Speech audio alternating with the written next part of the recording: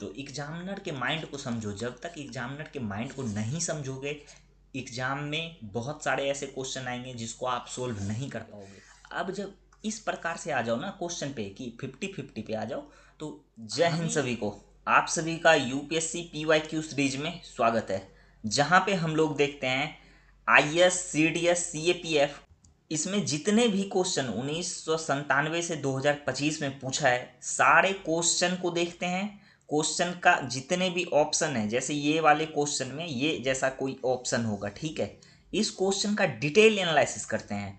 अगर आप लोग खुद से किसी क्वेश्चन का डिटेल एनालिसिस करोगे और उसके ऑप्शन को डिटेल एनालिसिस करोगे तो आप लोग का बहुत ही ज़्यादा टाइम किल हो जाएगा दोस्तों। इसलिए मैं पर्सनली ये काम को करते आ रहा हूँ पिछले 1 साल से, और जिसमें कि आप लोग को बिल्कुल सटीक तरीके से क्या पढ़ना है, ऑप्शन में क्या लिखना है, कहाँ पे कौन से नोट बनाने हैं, वो सब कुछ आपको इस वीडियो में मिलेगा। और ये पीडीएफ जो डाउनलोड नहीं किए हो, ये पीडीएफ टेलीग्राम पे मिल जाएगा। तो चलो शुरू करते हैं। और ये 40,000 प्लस वाला जो सीरीज है, अगर आप इस सीरीज को फॉलो कर लेते हो तो आपका प्रीलिम्स, चाहे वो सीडीएस का हो, सीएपीएफ का हो या फिर यूपीएससी आईएएस का हो, ये कभी नहीं रुकेगा। आप सिलेबस को पढ़ते रहो, अपने सिलेबस को, पॉलिटी, ज्योग्राफी, इकोनॉमी जो भी पढ़ रहे हो पढ़ो, साथ में ये वाला जो सीरीज है, ये सीरीज जो है इसको देखते रहो। अगर ये देखोगे तो आपका क्वेश्चन लगाने का अप्रोच बदल जाएगा। हम हर क्वेश्चन में देखेंगे क्या लॉजिक लग सकता है, कहाँ पे नॉलेज लग सकता है, कहाँ पे कोई हैक लग सकता है, ठीक है, कहीं पे जैसे ऑल वाला स्टेटमेंट आता है उसको कैसे एलिमिनेट करेंगे, या फिर उसमें कौन से सही होते हैं। टोटल 360 डिग्री एनालिसिस इस वाले सीरीज में मिलेगा। तो चलो दिल थाम के बैठे रहो, और जो भी लेक्चर 1, लेक्चर 2 नहीं देखे हो जाके देखो, प्लेलिस्ट बन गया है यूट्यूब पे, ये सारे लेक्चर एक बगल से आपको मिलेंगे, ठीक है। तो चलो शुरू करते हैं। और ये क्वेश्चन आपको दोनों लैंग्वेज में मिलेगा, हिंदी और इंग्लिश। इधर हिंदी लगा है, इधर इंग्लिश लगा है, तो जिसको जो भी लैंग्वेज कंफर्टेबल लगे उस लैंग्वेज में क्वेश्चन देखो। और हम कोशिश करेंगे कि आपको दोनों लैंग्वेज में एक्सप्लेन करें, ताकि जो भी बच्चे इंग्लिश मीडियम वाले हो उसको भी दिक्कत ना हो, और जो हिंदी मीडियम वाले हो उसको भी दिक्कत ना हो। तो चलो शुरू करते हैं। क्वेश्चन नंबर 16 तक तो हमने देख लिया था, और अभी क्या चल रहा है, यूपीएससी का आईएएस का चल रहा है 2024 का सेट। ये जैसे खत्म होगा, यूपीएससी का चल रहा है 2024 का सेट, ये खत्म होने के बाद डायरेक्ट सीडीएस वाला उठा लेंगे। तो आप लोग एक बगल से एक कॉपी तैयार करो पीवाईक्यू के लिए, और नोट बनाते जाओ। जो भी चीज़ हम बताते हैं, जो भी हैक्स बताते हैं उसको लिखो, और ये वाला क्वेश्चन पहले खुद से लगाओ। यूपीएससी के साइड से क्वेश्चन डाउनलोड करो, जो भी सेट हम यहाँ पे करवा रहे हैं उसको खुद से प्रैक्टिस करो।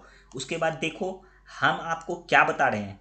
कोई भी क्वेश्चन है उसको लगाने और उसको बनाने का लॉजिक आपको क्या बता रहे हैं, और क्या आपने वो लॉजिक अप्लाई किया था बनाते टाइम, ठीक है। बहुत सारे क्वेश्चन ऐसे बताएंगे जहाँ पे आपका नॉलेज कोई काम नहीं करेगा, कोई नॉलेज ही नहीं लगेगा, डायरेक्ट उसको आप अप्रोच से सॉल्व कर सकते हो, कोई हैक लगा के सॉल्व कर सकते हो। तो वो सब कुछ बताएंगे इस सीरीज में, ठीक है। चलो अगर हम देखें क्वेश्चन नंबर 17, क्वेश्चन नंबर 17 क्या कह रहा है, कोई उपभोक्ता, यहाँ पे इंग्लिश मीडियम वाले पढ़ोगे विथ रेफरेंस वाला, इंग्लिश मीडियम वाले आराम से पढ़ो, हिंदी मीडियम वाले के लिए हम पढ़ते हैं। कोई उपभोक्ता उत्पादों के निर्माण के लिए प्रयुक्त होने वाले परफ्लुरो एलिकल और पॉलीफ्लुरो एलिकल के बारे में पूछ रहा है। ये बोल रहा है ये जो पदार्थ है के संदर्भ में निम्नलिखित में से कौन सा कथन सही है। अब देखो, अब इतने डिटेल से ना यूपीएससी का बंदा इसको नहीं पढ़ता है। जो भी यूपीएससी का पेपर दे रहे हो, जो मतलब आईएएस का एग्जाम दे रहे हो, और जो मतलब हिंदी बैकग्राउंड, इंग्लिश बैकग्राउंड, जो साइंस बैकग्राउंड से नहीं है, वो इसको इतने डिटेल में नहीं पढ़ेगा। कोई बायोलॉजी बैकग्राउंड का भी होगा तो उसको ये सब नहीं पता होगा। इस क्वेश्चन में ना नॉलेज की काम ही नहीं है, इस क्वेश्चन में नॉलेज नहीं लगेगा। इस क्वेश्चन में लगेगा आपका हैक लगेगा, लॉजिक लगेगा। अभी उसको समझेंगे कैसे लग रहा है। अब देखो आप लोग खुद सोचो, एग्जामिनर के माइंड को समझो। जब तक एग्जामिनर के माइंड को नहीं समझोगे, एग्जाम में बहुत सारे ऐसे क्वेश्चन आएंगे जिसको आप सोल्व नहीं कर पाओगे। इसलिए एग्जामिनर बन के खुद उसके माइंड को समझो कि आप अगर एग्जामिनर होते तो क्या करते। अगर एक बात बताओ, यहाँ पे ये देख रहे हो इतने बड़े बड़े वर्ड जो हैं, बायोलॉजी वाले बच्चे ये केमिस्ट्री कभी नहीं पढ़ेंगे, तो यूपीएससी ऐसे में तो बायोलॉजी वाले बच्चे को क्या करेगा, फेल कर देगा। तो ऐसे नहीं, ऐसे वो करेगा ही नहीं। इसके लिए यहाँ पे क्या लगेगा, लॉजिक लगेगा। लॉजिक लगाओ क्या लगेगा, यहाँ पे देखो क्या कह रहा है, इसके बारे में पूछ रहा है कि PFAS, ठीक है, इसको पढ़ लो PFAS। हालांकि इतने बड़े नाम है, बार बार उच्चारण क्या करोगे, इसको पढ़ो PFAS। जो लॉजिक बता रहे हैं लॉजिक समझो, यहाँ पे क्या लॉजिक लग रहा है। PFAS पेयजल, खाद्य और खाद्य पैकेजिंग सामग्रियों में व्यापक रूप से पाए जाते हैं। ठीक है, पाया जाता होगा, ऐसा ऐसा हम नहीं कह रहे हैं कि नहीं पाया जाता होगा। इतने दुनिया में इतने प्रकार का खाना बनता है, चाइनीज खाना में पता नहीं क्या क्या वो सॉस में ऐसे बोतल में भर के डालता है, हो सकता है उसी में थोड़ा सा हो। ठीक है, ये वाला जो पदार्थ का नाम कह रहा है, ये वाला हो सकता है चाइनीज फूड है, जापानीज फूड है। ये ऐसा कोई स्पेसिफिक चीज़ तो नहीं बता रहा है ना कि भारत के खाने में। ये बोल रहा है पेयजल, खाद्य एवं खाद्य पैकेजिंग, हो सकता है चाइना में अगर कोई खाना बनता होगा, वहाँ तो हालांकि चमगादड़ खा लेते हैं, तो यहाँ के एग्जामिनर तो वहाँ देखने नहीं गया है। और यहाँ पे क्या बोल रहा है, इस वाले लाइन को समझो, पेयजल खाद्य पैकेजिंग सामग्री में व्यापक रूप से उपयोग होते हैं। क्या पता होता होगा कहीं पे दुनिया में, कहीं पे पेयजल खाद्य पैकेजिंग कहीं पे होता होगा, तो क्या पता भारत में नहीं करता होगा, जापान में कर लेता होगा। ये बात को कह ही नहीं रहा है एग्जाम्पल, ये इस बात को नहीं कह रहा है एग्जाम्पल देके एग्जामिनर कि ये चीज़ ना भारत में होता है। इस चीज़ को समझो, इस चीज़ को अगर आप जितनी जल्दी समझ जाओगे उतने जल्दी लॉजिक लगा लोगे। तो ये बोल रहा है कहीं पे तो होता होगा ना यूज, तो हम मान लेते हैं कहीं पे थोड़ा सा भी अगर यूज होगा तो एग्जामिनर उसको गलत नहीं कर सकता है। अगर उस वाले क्वेश्चन को एग्जामिनर गलत करेगा तो उसको फिर कोर्ट में जाना पड़ेगा, क्योंकि वो उसने गलत क्वेश्चन बनाया है। तो एग्जामिनर के हर मूव को समझो, वो क्या लिख रहा है। यहाँ पे फिर से देखो, क्वेश्चन नंबर 1 का ये कथन एक क्या कह रहा है, PFAS पेयजल खाद्य और खाद्य पैकेजिंग सामग्री में व्यापक रूप से उपयोग होते हैं। अभी हमने क्या बताया, यहाँ पे ये कोई देश का नाम नहीं दे रहा है, या फिर ये नहीं बता रहा है कि केला पैकेजिंग में होता है, या फिर कोई एक ऐसा चीज़ नहीं बता रहा है जिसको हम सीमित माने। सीमित मानने का दायरा ये खत्म कर देता है। ये बोल रहा है खाद्य पैकेजिंग, हो सकता है चाइना में कोई खाद्य बनता होगा, या फिर रसिया हो गया, जापान हो गया, कहीं पे दुनिया में कोई खाद्य पदार्थ बनता होगा जहाँ पे ये वाला चीज़ यूज हो जाता होगा। ये वाला केमिकल जो है, ये पदार्थ, ये क्या होता होगा, यूज हो जाता होगा। तो चलो इसको हम क्या मानते हैं, सही मान लेते हैं। ठीक है, कहीं पे तो दुनिया में होता होगा थोड़ा सा भी, क्योंकि एग्जामिनर पूरा दुनिया का हर चीज़ तो नहीं खाया होगा ना, कहीं पे थोड़ा सा होता होगा, तो हम इसको सही मान लेते हैं। ठीक है, अब देखो यहाँ पे क्या कह रहा है, PFAS पर्यावरण में आसानी से निम्नीकृत डिग्रेड नहीं होते हैं। अब यहाँ पे वही लिखा है, PFAS are not easily degraded. ठीक है, ये बोल रहा है कि PFAS आसानी से पर्यावरण में डिग्रेड नहीं होते हैं। ठीक है, चलो इस क्वेश्चन को अभी ये वाले कथन जो है, इसको हम अभी नहीं मानेंगे सही है कि गलत है। हमको क्या पता ये आसानी से डिग्रेड होते हैं या नहीं होते हैं, ये कथन को ना अभी नहीं मानते। ठीक है, अभी तीसरा देखते हैं, ये क्या कह रहा है, PFAS के लगातार संपर्क के परिणाम स्वरूप जंतुओं के शरीर में जैव संचय हो सकता है। यहाँ पे ये वाला लाइन देखो क्या बोल रहा है, PFAS के लगातार संपर्क के परिणाम स्वरूप जंतुओं के शरीर में जैव संचय हो सकता है। अब एक बात बताओ, अगर कोई केमिकल है, कोई भी केमिकल है, XYZ कोई केमिकल है, अब कोई भी केमिकल, दुनिया में इतने जीव जंतु हैं, यहाँ पे देखो क्या लिखा है, जंतुओं, इतने जीव जंतु है, किसी भी जीव जंतु के शरीर में कुछ भी जैव संचय तो हो सकता है या नहीं। दुनिया में इतना जीव जंतु है, क्या पता उसमें बाघ को कुछ हो जाए, या फिर हाथी को, या फिर समुद्र के अंदर इतने लाखों लाख जीव जंतु है, उसमें किसी को ये वाला पदार्थ से कोई हानि या जैव संचय हो सकता है ना। तो इसको क्या मानेंगे, सही मानेंगे। ठीक है, ऐसे लॉजिक लगाओ, लॉजिक अप्लाई करना सीखो, वरना ये सब चीज़ पढ़ के कोई नहीं जाएगा। और आप यहीं पे इस क्वेश्चन में क्या करोगे, बढ़ोतरी हासिल करोगे, क्योंकि आपके पास लॉजिक है, तगड़ा लॉजिक है। तो आपके नज़र में क्या सही आ रहा है, एक सही आ रहा है और 3 सही आ रहा है। तो यहाँ पे देखो सही कौन कौन सा है, अगर हम देखेंगे ये वाला ऑप्शन तो कट गया, क्योंकि यहाँ पे 1 2 है, ये तो होगा नहीं। हमें सही कौन सा मिल रहा है, 1 और 3 होनी चाहिए, या तो 1 हो और 1 3 दोनों हो, तो ये भी नहीं होगा। अब हम आ चुके हैं 50-50 पे। ठीक है, 50-50 पे। अब जब इस प्रकार से आ जाओ ना क्वेश्चन पे कि 50-50 पे आ जाओ, तो हमेशा अगर आप 100 क्वेश्चन डील करोगे ना, 100, तो 100 में से हमेशा कोशिश करना कि आप जहाँ पे ज़्यादा ऑप्शन हो ना, ज़्यादा ऑप्शन जैसे 1 2 3 है, हालांकि अभी इसके पीछे पूरा ये चीज़ हम पढ़ाएंगे, ये पदार्थ क्या है कैसे है वो सब कुछ पढ़ाएंगे, लेकिन अभी जो सिखा रहे हैं वो सीखिए। जब भी आप 50-50 में फंस जाओ कहीं पे, तो देखो जहाँ पे ज़्यादा ऑप्शन है ना उसको हमेशा सही करो, ठीक है। अब एक बात बताओ, अभी हम समझाते हैं आपको।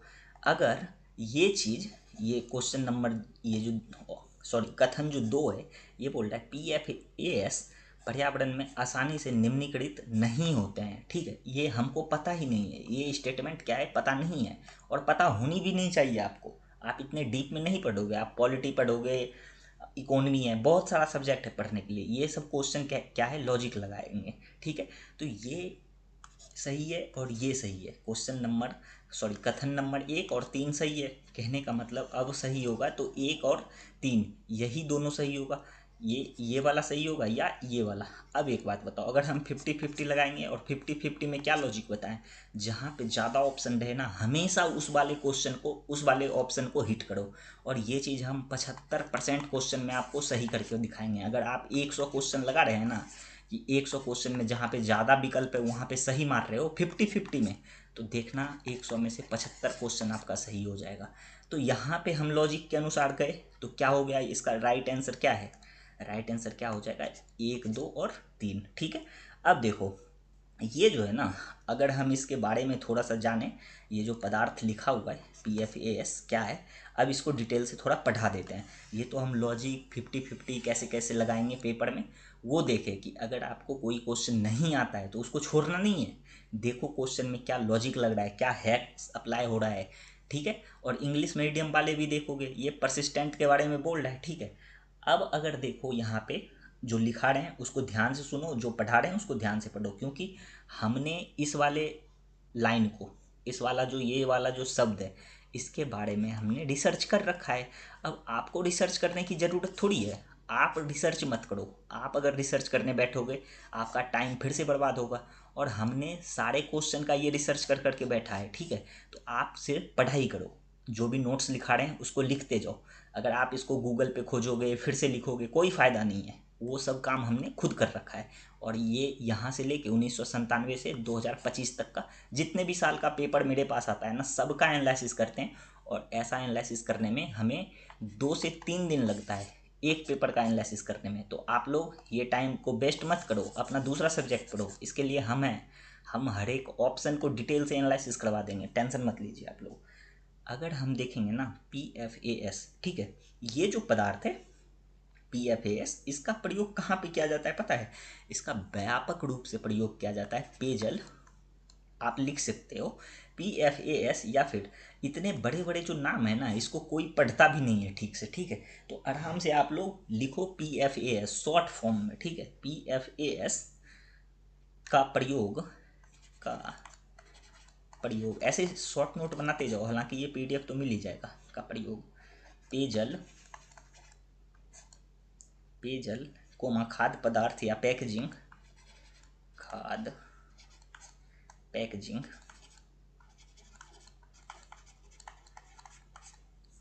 सामग्री में व्यापक रूप से करते हैं। कैसे करते हैं, व्यापक रूप से करते हैं,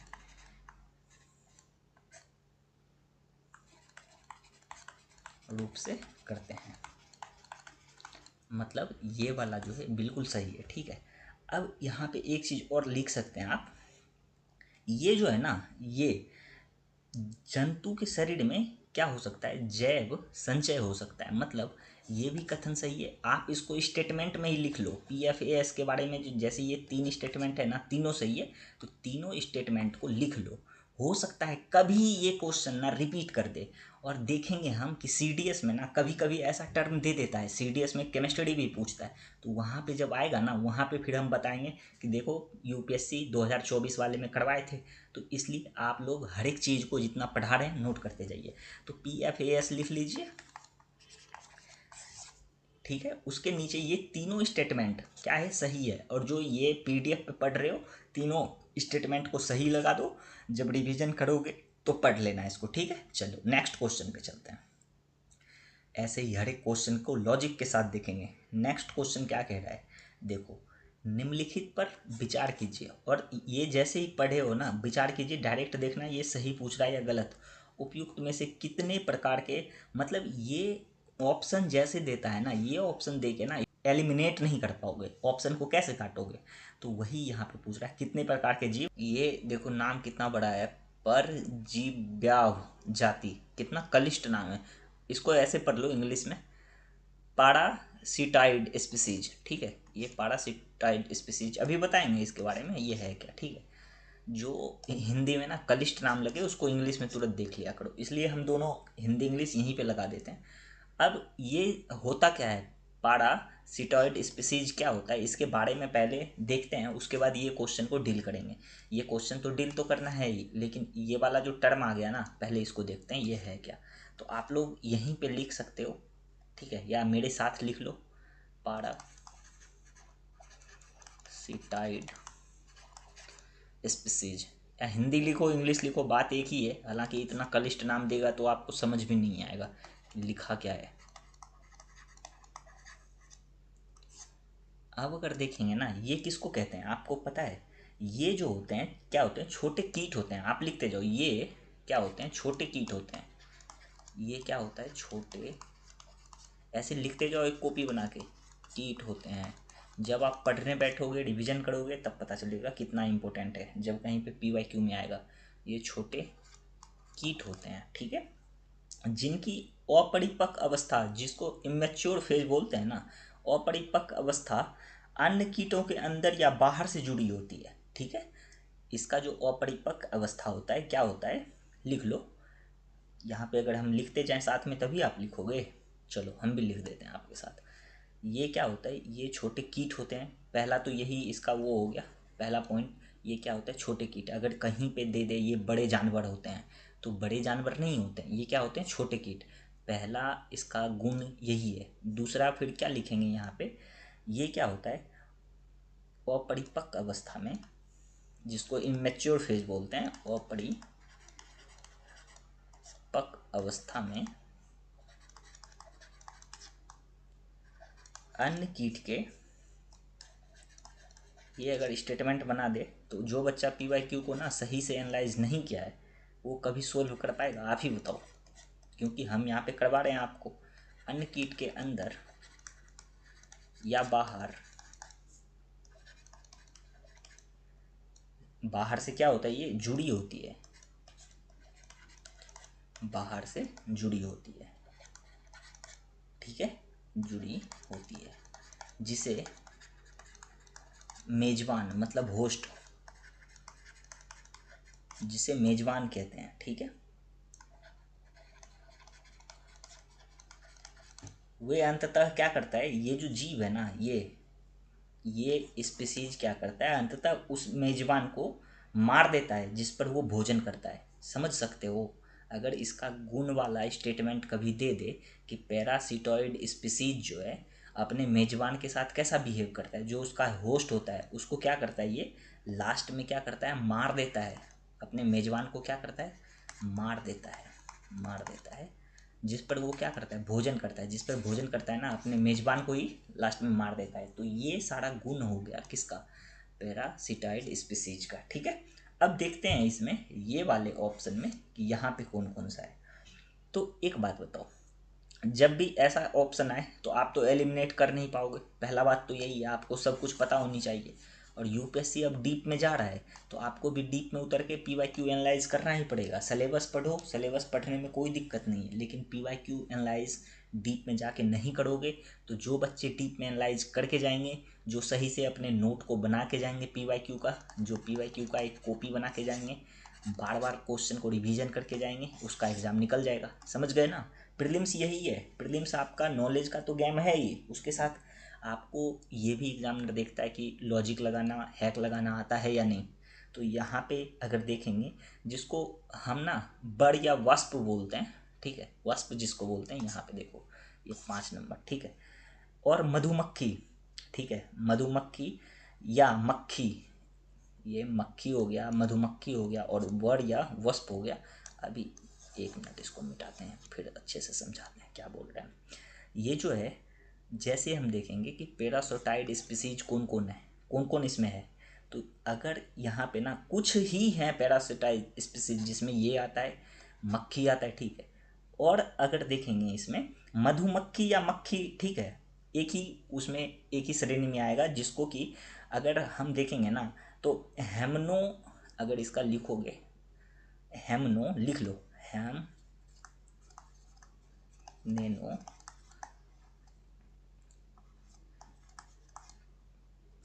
पेटेरा, ठीक है। ये किसका नाम है? मधुमक्खी का, मधुमक्खी का श्रेणी जो है उसका नाम है। अब अगर कभी दे देना इतना भारी भारी नाम, तो जो बच्चा इसको नहीं पढ़ा है कभी, वो तो छोड़ के ही आ जाएगा। ये मधुमक्खियों का नाम है, ठीक है। तो यहाँ पे ये वाला सही है और ये वाला सही है, ठीक है। और अगर देखेंगे ये दोनों जो है ना, उसके बाद एक है भिड़िंग, एक भिड़िंग है, भिड़िंग। भिड़िंग का नाम सुने हो? भिड़िंग किसको कहते हैं? बीटल्स को कहते हैं, बीटल्स को। ये दोनों तो है ही, और यहाँ पे लिख लो भिड़िंग। पैरासाइटाइड स्पीसीज में ये है और ये भिड़िंग है, ठीक है। मुड़े हुए पंख वाले जो कीट पतंग होते हैं ना, जिसके पंख क्या होता है, मुड़ा होता है, जिसके पंख मतलब ऐसे होते हैं, ऐसे ऐसे मुड़े होते हैं, और यहाँ पे इसका मुंडी होता है ऐसे। अब कोई ये मेरे इमेज को ना जज मत कीजिएगा, ऐसे बना दिए हैं समझाने के लिए, इसके पंख मुड़े होते हैं।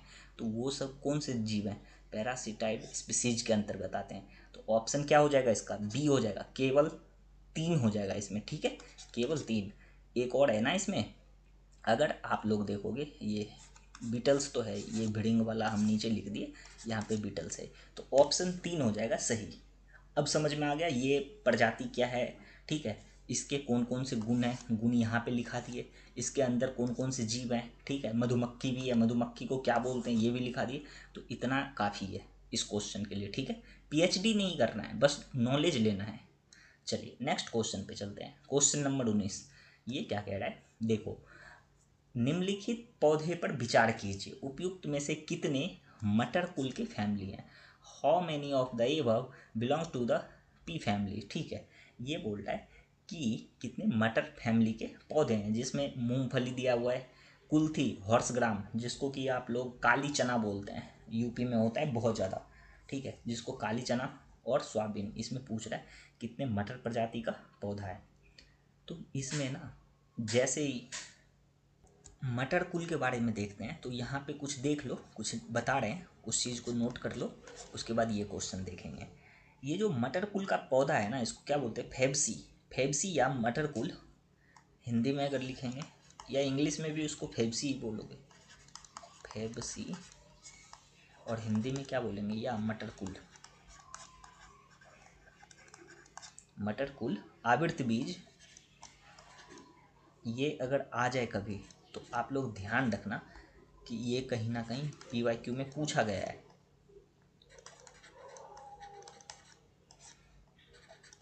आवर्त बीजों में ऑर्किडेसी,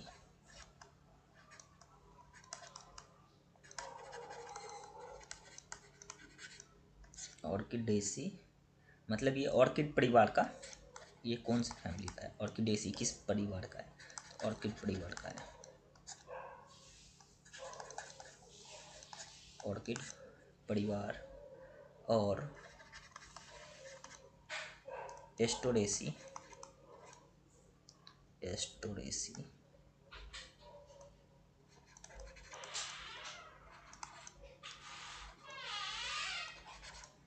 एस्टोरेसी के बाद तीसरा सबसे बड़ा,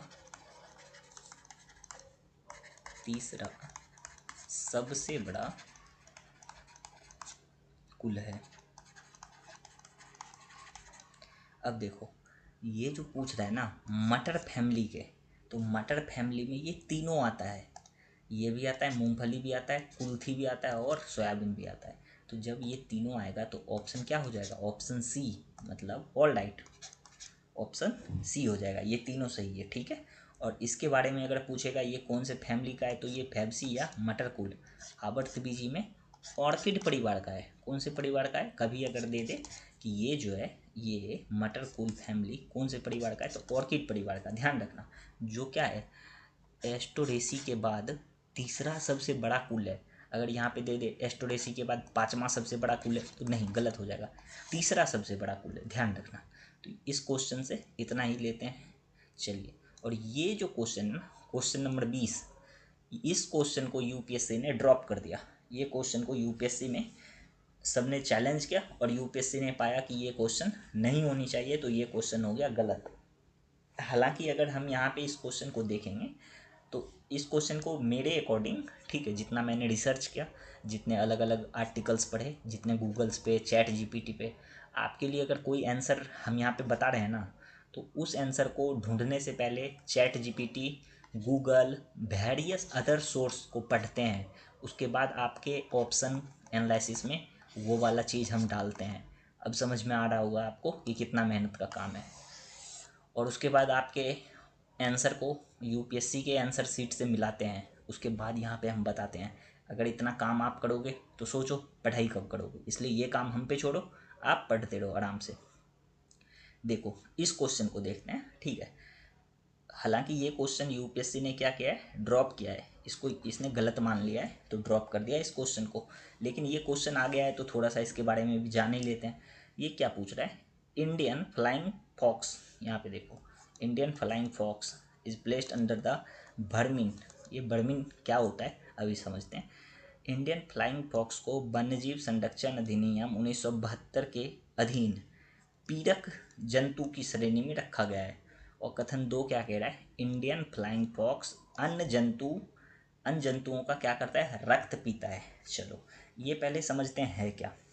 देखो अगर यहाँ पे हम डायरेक्ट ऑप्शन देखें, ठीक है, तो ऑप्शन में ऐसा दे रखा है, पहला स्टेटमेंट सही है, दूसरा गलत, ऐसा वाला कि एक कथन और दोनों कथन ये सही बता रहा है तथा कथन 2 कथन 1 की सही व्याख्या करता है। और 2025 वाले पेपर में ऐसे वाले बहुत सारे क्वेश्चन का वो स्टेटमेंट दे दिया था आंसर में। तो इसलिए हर एक सेट को आप लोग एनालाइज करो, ठीक है। चलो यहाँ पे देखते हैं। अभी अगर देखेंगे तो ये जो है ना, भारतीय वन्यजीव अधिनियम, इसको थोड़ा सा हम पढ़ा देते हैं। हम इस क्वेश्चन को नहीं देखते। हम क्यों पढ़ रहे हैं इस क्वेश्चन को, क्योंकि क्योंकि यहाँ पे ये वाला जो चीज़ है ना, भारतीय वन्यजीव अधिनियम 1972, इसको थोड़ा सा समझ लेते हैं। इस क्वेश्चन को तो भले यूपीएससी ने ड्रॉप कर लिया है, लेकिन नॉलेज तो थोड़ी ना ड्रॉप किया है, वो तो कभी ना कभी काम आ ही जाएगा।